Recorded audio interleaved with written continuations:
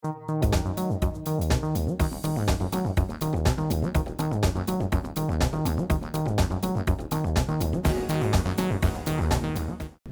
Rouge, as I reflect on this year's accomplishments, the Baton Rouge Police Department, it's important that I recognize the people of Baton Rouge and their support this year in helping us address crime-related issues, helping us fight crime in our city. But also I want to thank the men and women who wear this uniform and the great work that they've done in 2019 and how they have demonstrated by upholding our values and keeping the residents of this community safe, as well as our visitors who visit our great city. But 2019, when I look back, has presented some success for our community. But particularly the month of November was very challenging for us. And we saw some increases in violence. But we believe that the final 2019 data that will be submitted in the form of our uniform crime report, that is the report that we submit to the Department of Justice and the FBI, that when that final report is produced, that you'll see 2 consecutive years of progress within our police department. Now, there are going to be areas of improvement. There's still going to be some areas that we have to do better at. And we will continue to work with the community, with our federal partners, with our local partners and our state partners to continue to get those numbers down as well. The Baton Rouge Police Department over the past decade has averaged about 50 vacancies. And last year we focused a lot on our recruitment efforts. We got 26 police officers who just this week were released from the Field Training Officer program.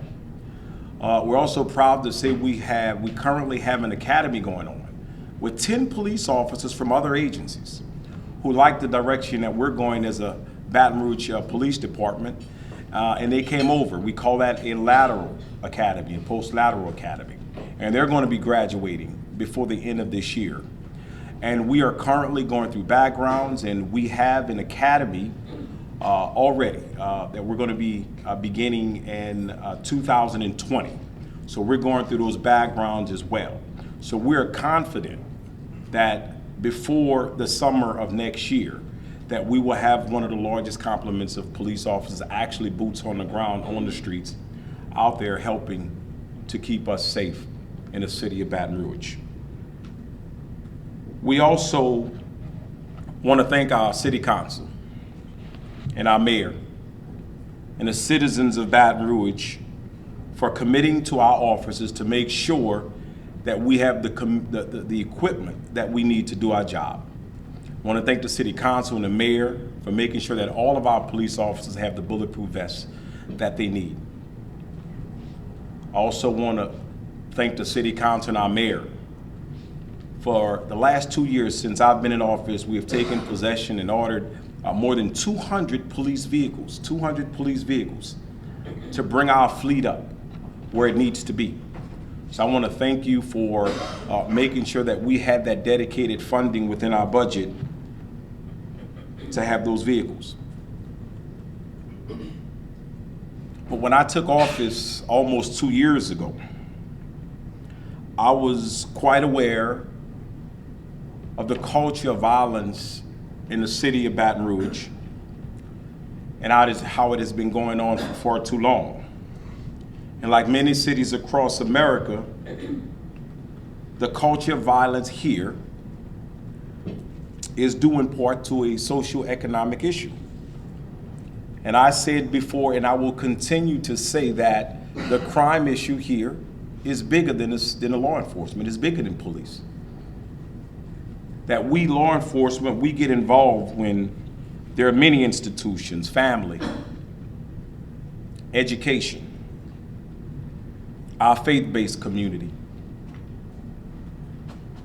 business community, and the criminal justice system as a whole all play a role in ending this culture of violence that not only happens here, but in many cities across America.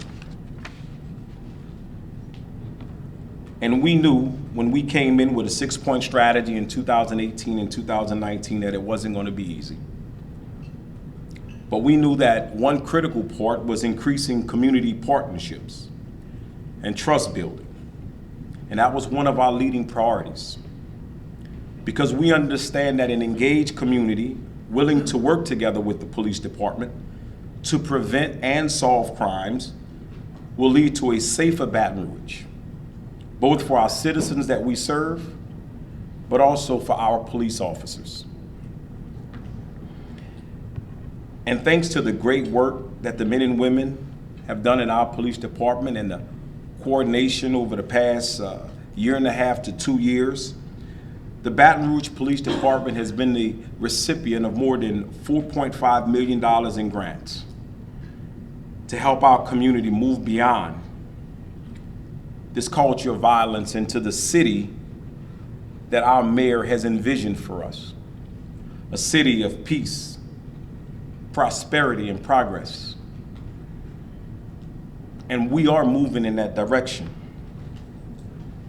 Project Safe Neighborhood, Stop School Violence Prevention Program, the Body-Worn Camera Grant, Strategies for Policing Innovation Grant that we received, Community-Based Crime Reduction Grant, the Justice Assistance Grants, and our 3-year National Public Safety Partnership to reduce crime in our city over the next 3 years, to the creation of a Crime Gun Intelligence Center working with ATF, the District Attorney's Office, the DA's Office, the Crime Lab, and our U.S. Attorney's Office. All of those things happened this year. And it happened because of the great work that we're doing, because these are competitive grants. And I don't believe the federal government is going to throw money to a bad cause. There are police departments all over the country who've applied for these grants. I think I'm safe to say I think they like some of the things that are going on in the city of Baton Rouge. And those efforts all tie into that 6-point strategy that we talked about at the beginning of the year, that mission-focused organization to reduce crime. And as I stand here before you, there's still final stages of construction that are going into our real-time crime center, where we're going to continue our efforts to focus on that 6%. They're a small group of people that are responsible for a majority of the crime that happens in Baton Rouge and happens in every city across America. A small group. And we're doing a better job to identify who those bad actors are and dedicating the resources and the attention that those individuals need. We're doing that, and we will continue to do that mission-focused approach to address crime.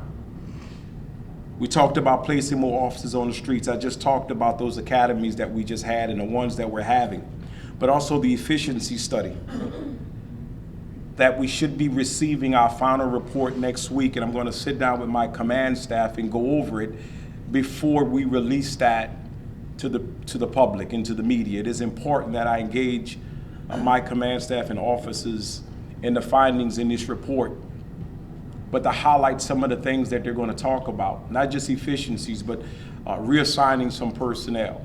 They're looking at best practices all across the country. They're going to be identifying positions within the police department that they believe, based on the research, that we don't necessarily need a gun-toting police officer to do that task, and we can hire somebody, a civilian, to do that function. So we're excited about the final report that's going to be coming in. We will be sharing that with the public sometime in early January. But improving community police relations, I talked about it. Our collective healing grant, well, we've been working with Louisiana State University, Southern University, and also with other partners like NAACP, 100 Black Men, where we've been holding community listening sessions where we're listening to the community concerns and how we can be better at our craft to provide better policing to the people we serve. But cultivating integrity and accountability, We've done that with our early identification system because we understand that our police officers are human. And as humans, sometimes we make mistakes. And that most of the mistakes that our police officers make can be addressed through coaching, mentoring, and training. But there are very few, and let me say that a very, very few circumstances when that conduct is so egregious that he or she can no longer wear that badge. But those incidents are not the norm. But what the early identification system does, it identifies triggers that we can look at when our officer, maybe it's complaints, use of force incidents, accidents, abuse of leave, all of those things where we can say, let's see what's going on. It can be something as simple as him having marital problems at home, or something going on in his personal life that could be spilling over into his policing. So we're doing a better job to identify those officers and give them the help they need. Because the same stress that you deal with in everyday life, our police officers do too. That's why it's important for us to put a wellness program together where we have peer support. And when we identify those officers who need to empty their cup and release that cup of stress, that they have an avenue in place where they're not judged or they're not criticized. And they can come back to work mentally, physically, and emotionally prepared to give you the policing services that you deserve. That's what we did in 2019. And the plan for technology and equipment, I talked about the Real-Time Crime Center and how we're going to be partnering with a local company born right here in the city of Baton Rouge to help us bring some of the latest and greatest technology to help us be a little more efficient in how we police through our partnership with Motorola, General Informatics. We're going to be excited because in February we're going to be having our opening where you're going to see some of the technology that we've been working on for the past year and how it's going to help us help you. Where I can stand here before you and tell you that we can do more with less with the use of some of the technology that's going to be presented to us. And that final strategy, that 6-point strategy, that final was listening to key audience and developing relationships. We formed the Chief Advisory Council with representation from the business community from all organizations that we identify,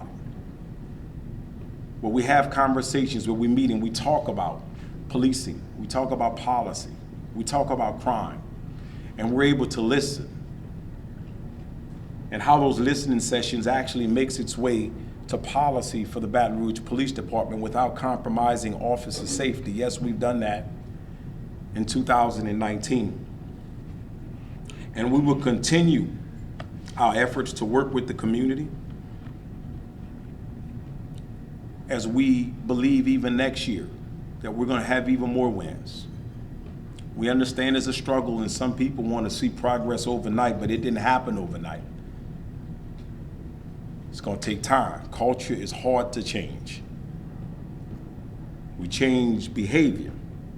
When we change behavior and there's accountability to those bad actors who are out there doing things, you change it by holding them accountable, by sending them to jail, make sure they get sentences. And hopefully that when we change those behavior, the attitudes change. And when we change attitudes, I tell you, that's when we begin to have an impact on culture. And we will continue moving in that direction. But I want to reassure the public today that our Baton Rouge police officers, your public servants, are doing their job. I see it every day. We meet every week and we talk about what we can do better. Our police officers are doing their part. Please continue to support them.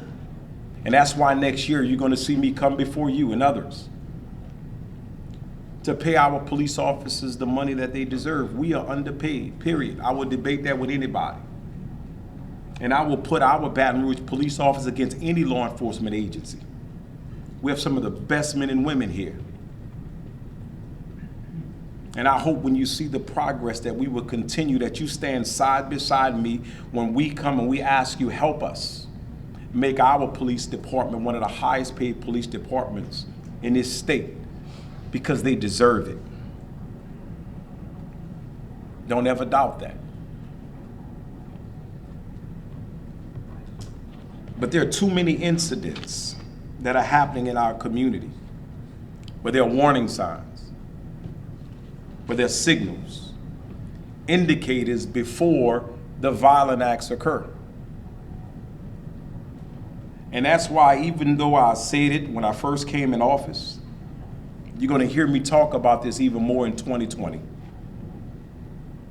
And as I close out 2019 and we move forward with this message that you're going to hear, we need our community to step up even more. Because those signs I talked about, those warnings, those indicators, they don't pick up the phone and call the police department before they commit that act.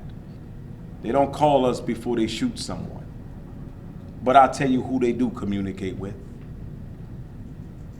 I'll tell you who has information that can help us stop this. It's family members. It's loved ones. It's associates of those individuals who are driving crime in our city. Yes, there's somebody around them who know what they're doing. But they don't pick up the phone and call us. When we talk to our pastors, I say this. The young men that we're dealing with in this community that are behind a lot of the violence, they don't go to the church on Sundays. They don't. But their mothers do. Their girlfriends do. Even their kids and relatives. That's why we're asking our faith-based community to help us with this message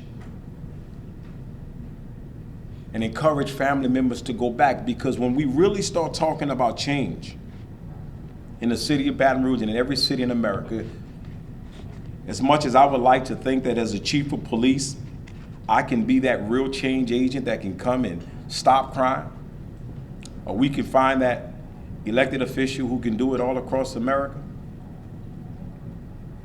true change is going to come from the community. And when this community gets to the point where they're sick and tired of the violence that's happening around them, and they're willing to pick up the phone and continue to cooperate with us, when that brother loves his brother so much that when he comes home with that gun and communicates his intentions, that he loves him so much that he's going to tackle him and not allow him to leave that house and ruin his life. When we get to that point, when we love each other so much that I am not going to let you ruin your life. I'm not going to be scared to pick up the phone and call Crime Stoppers 344 stop. When we get to that point in 2020, when the brave men and women of this community say, I'm no longer scared, we got your back. We stand side by side you. Pick up the phone and call us. We need your help. And we can see even greater reductions in violence in our city. Thank you.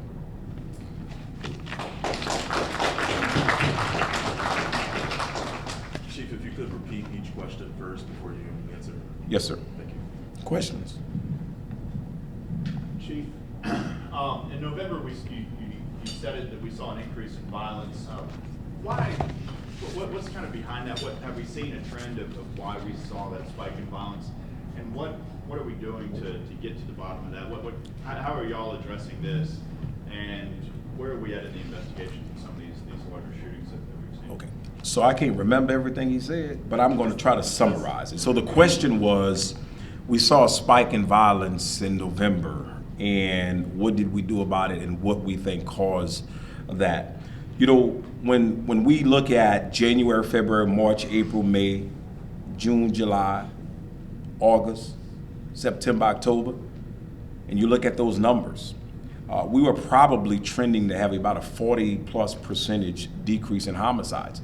So we continued to do the same thing we did from January to the beginning of November. But when November happened, it kind of took us a little bit by surprise. So what we did to address the immediate need, we repurposed resources in those areas. We think in a few cases we may have probably displaced some of the crime through our Operation Pinpoint, where we were directing resources in areas based on the reports that the Crime Strategy Unit, which is supervised by the District Attorney's Office and helping with some analytical support, we reassigned some personnel from different divisions and put them in those areas at specific times.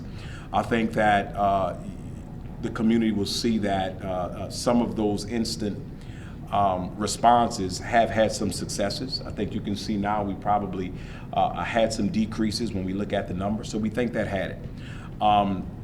We think group violence started some of that, and we began some of our efforts with targeting those individuals. So we think we got a handle on that. Unfortunately, some of the crime that happens, we don't have control over all of it. But I think the group violence, which we been doing a pretty good job of monitoring those activities, and with our streets crime unit, our intelligence unit, we were able to prevent some of the further shootings that happened in November. One more, if I may. You talked about the new officers that have graduated field training. Yep. Will those officers help in this fight against that crime? And also, where does that put us? You said we're on like an average of 50 over the last decade or so. Yeah, we should. Where are we at on that right now? Right now, we should be around 78 vacancies right now. So once these guys get out, we have about 53 that are left in this current process to start the academy in January. And we were budgeted for 55, I believe, in this current budget cycle for 2020. So we're confident we're going to get those numbers up through another lateral academy class by mid-year. Can you talk about how they're being used?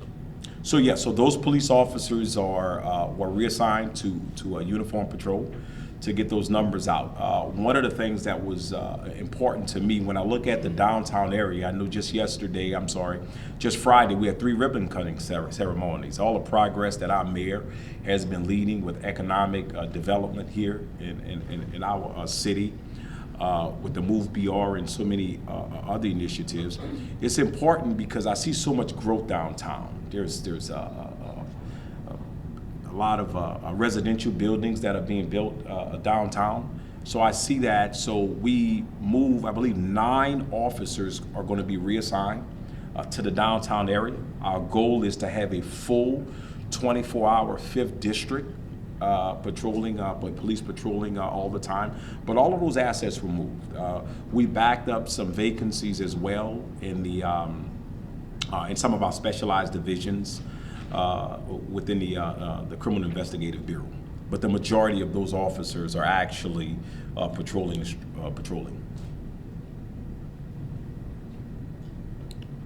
Yes, my publication is all over the state, so we find that a lot of organizations and individual people, there's a fear factor out there about coming to Baton Rouge. Mm-hmm. And a lot of conventions don't come to Baton Rouge anymore because of the crime and violence and everything. I very much agree with you. You've done a very good job, and I applaud you and everything. I'm glad that you mentioned the culture factor and everything, but if you'll think about it, the culture in Baton Rouge, you've got convenience stores that have more liquor for sale than anything else. You have a lottery store on every corner.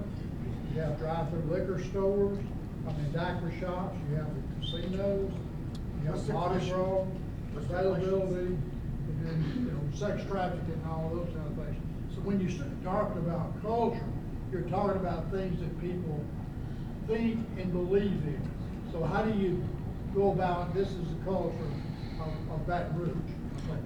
Yes. Dead on that. So how do you go about, it's like you got a tiger with a tail, trying to keep down the violence and everything. Well, Yet you got all this temptation out there. Yeah. So Chief, what's the question? yeah. So let me repeat the question because it was a lot. All right. So I'm trying to summarize what you're saying. Are you asking me how do I address the culture and its impact that others have on how they see the city of Baton Rouge? Is that fair? Yeah, that's part of it. Okay.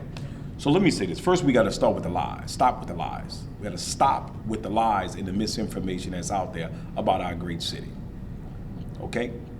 Anybody who wants to come to this city, any convention, you are safe to come to the city of Baton Rouge. In fact, ask every convention that then came here, every conference that they didn't have here. You're safe to come to our city and have a conference. So that misinformation as it relates to if you come to our city is violent. Look, here's the reality.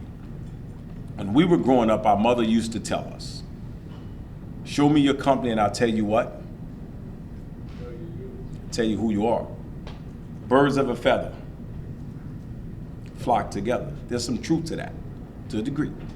It's about people, places, and things. There's certain people you stay from around, certain places you don't go, and certain things you don't do, and I guarantee you, you'll be okay, statistically speaking. Yes, there's room, and we're doing our part on that.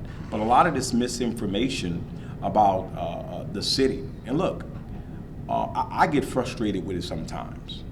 I get frustrated because it doesn't matter where a shooting happens, where it happens at. Baton Rouge. You don't talk about unincorporated areas or this or that. It's Baton Rouge. So, look, I accept that responsibility and that reputation that comes along because when things are reported, they're not you don't differentiate city limits, not in a city. And like, I get that. That comes with the territory. But I think if you look at what has happened in the past few years and what we're doing, I think when we look at where we're going as a city, I'm proud and excited about it. When I was downtown Friday and I saw the diversity of this city, people from all walks of life celebrating, having a beautiful time downtown in the city of Baton Rouge with our Baton Rouge police officers providing them protection. Yeah, I was excited about that, seeing the kids playing. That's the Baton Rouge that I see. That's the Baton Rouge that I see. So all of those folks who like to blog and talk about us and say things, I would like to believe that most of them don't even live in this city. And I bet if we did the research, we'll prove that. All of those folks who like to blog and call, they're not the norm. Because when I look at my circle of concern and I talk to my loved ones and my friends, most people don't have time to blog. Most people don't have time to pick up the phone and call. They are not the norm. And we got to stop giving power to that negative energy. Well, as a downtown resident, I also noticed the homelessness and panhandling. Now, perhaps that's a good sign of prosperity. Yes, sir. But it's also a challenge for the department. How are you all addressing those kind of issues, which may not be critical, threatening all the time, but could always come out and get out of control? What's the question? Yeah. So the question is, he's noticed that we've been addressing a homelessness issue. He's seen some issues with the homeless issue downtown, and what are we doing to address it? Is that your question, sir? Okay. So as you well know, number one, we've increased our police officers downtown. We have an initiative that we started due in part to the concerns of the business community downtown with some of the aggressive panhandling. We've looked at legislation to address those few, and I want to say that few within the homeless community who may be crossing that line and committing violations and some ordinances on that aggressive panhandling issue. That's one step that was led by our mayor's office. The second is, look, when we look at homelessness, a lot of those within our homeless community are suffering from mental illness. We believe once the Bridge Center becomes operational, I sit on that executive board. We just recently hired an executive director to lead that effort. Once we narrow it down to a location and we're operational, I think we're going to see some wins with that in terms of having those beds so that when our police officers actually encounter someone with a mental illness, that taking them to jail isn't always the best option, but getting them the help they need, because we do know that a lot of our homeless community suffer from mental illness. So we're confident that that program, once it's up and running, is going to help with that. But right now we're managing it. But we are meeting with all of those partners downtown to do our part. You know, we try to find family members and loved ones that they have and try to get them there so they can get the help they need. We've done that by purchasing bus tickets for those individuals to get them back close to their loved ones so they can get the help they need.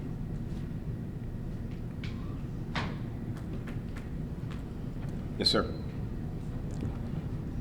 In regards to violent crimes, Mhm. shootings and stabbings and that sort of stuff, I would imagine you can put them in different types of different types of categories.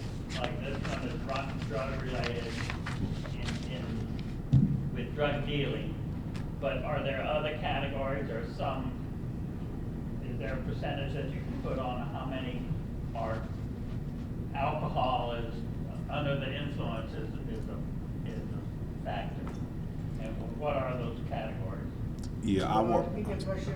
Yeah, what he's asking is how do we categorize the homicides?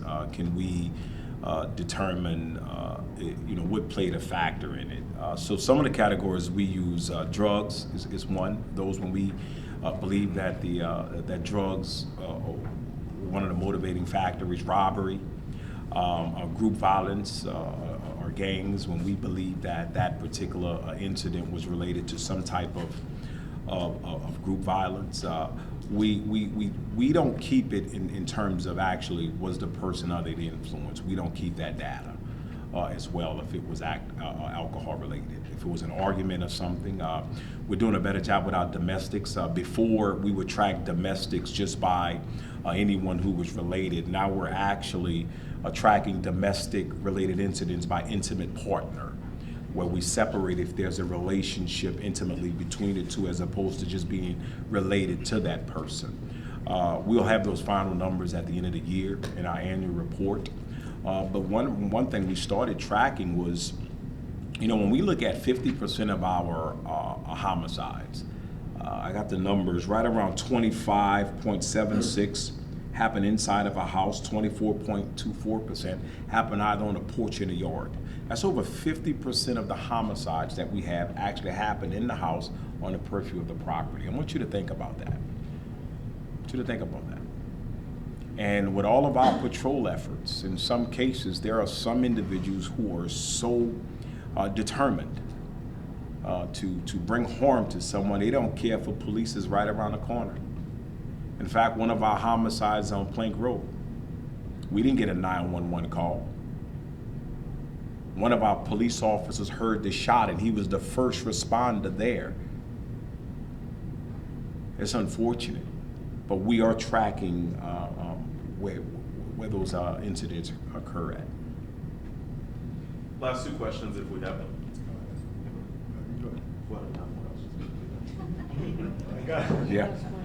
I got two questions. Mm-hmm. I got a question and a request. Okay. Number one question, I want to know, what do you want for Christmas? For you and the city of Baton Rouge. Yeah.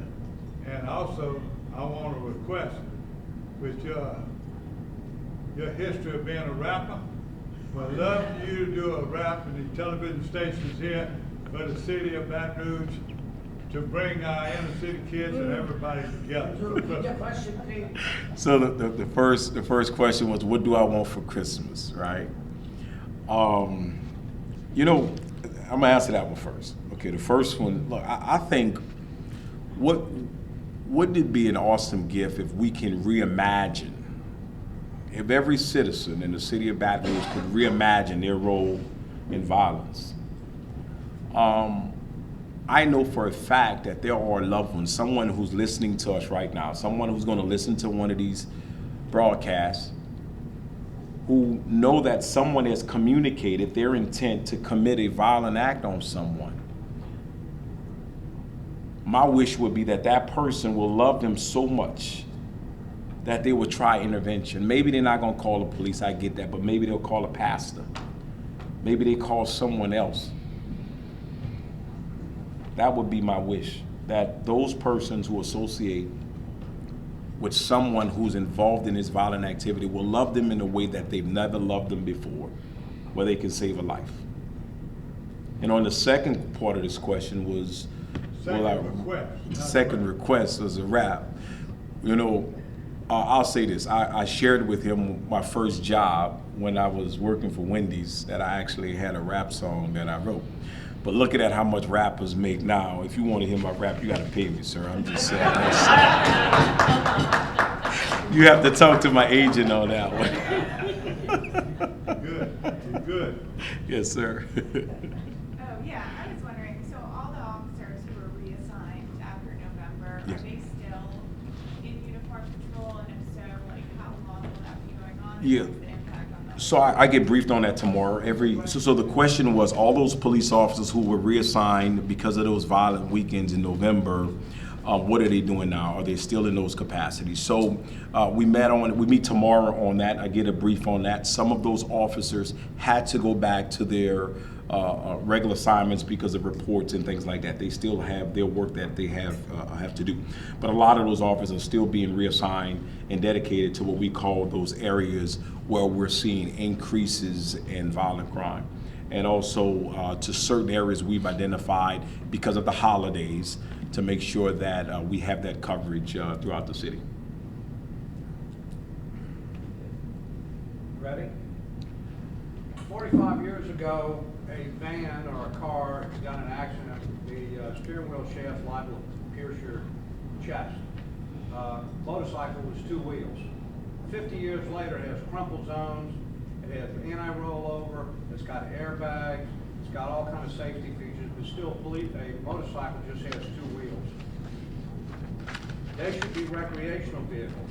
As someone that almost lost his life when I was a teen, and someone as a first responder has raced towards a motorcycle accident, it should have been a fender bender, but instead it ends up with a death. I, as a Louisiana citizen, have to live with a motorcycle accident where a police officer died not too long ago, not far from my home. Today, an Arkansas police officer was assassinated. How long are you going to keep recreational vehicle motorcycles in the police department? Are we going to have a police officer shot driving down the street on a motorcycle for us to go to the police cars instead of motorcycles? What's the question? How long are you going to keep recreational vehicle, a motorcycle, as a department item for your police officers to operate on? Okay, so just like many police agencies across America, we see value in our motorage unit. So there's no plans, no intention to do away with our motorcycles. They play a valuable part in public safety, not only to some of the services that we provide to the citizens that we serve, but with their traffic efforts and their ability to help with that. So there is no plans to do away with that. We have looked at some of the areas because of some accidents that have happened involving our motorist units and things that we can do in terms of the number of persons assigned to escorts, et cetera, to look at best practices and change those numbers to make sure we have the right number of officers working an escort. When it comes to violence towards law enforcement officers, look, just because someone's on a motorcycle doesn't mean that they're not bad